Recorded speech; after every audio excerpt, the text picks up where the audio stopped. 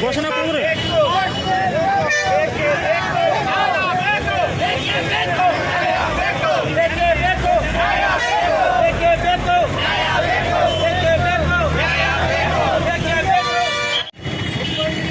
ಧಾರವಾಡ ಮಹಾನಗರ ಸಭೆಯ ವ್ಯಾಪ್ತಿಯಲ್ಲಿ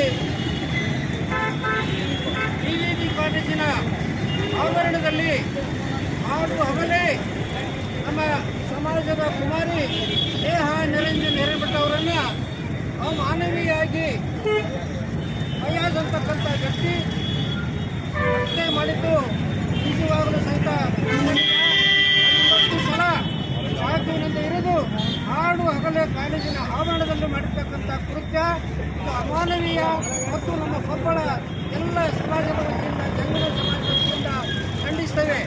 ಈ ಘಟನೆ ಬಗ್ಗೆ ವೀರಶೈವ ಮಹಾಸಭಾದ ಎಲ್ಲ ಪದಾಧಿಕಾರಿಗಳು ವಿನಂತಿ ಮಾಡ್ತಾ ಇದ್ದೀವಿ.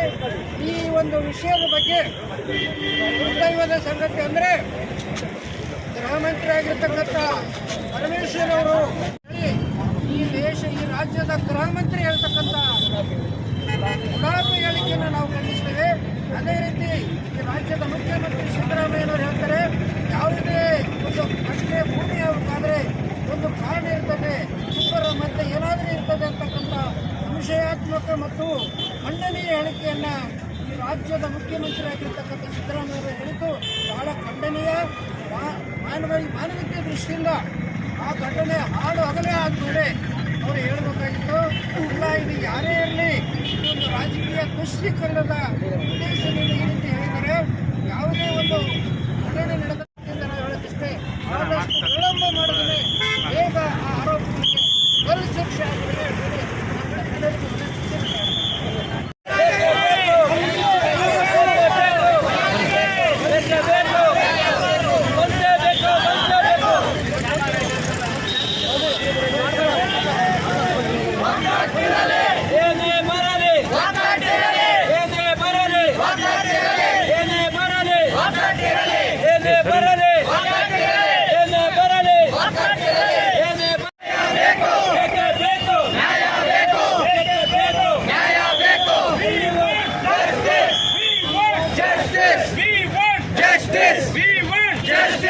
अपराधी फयाज के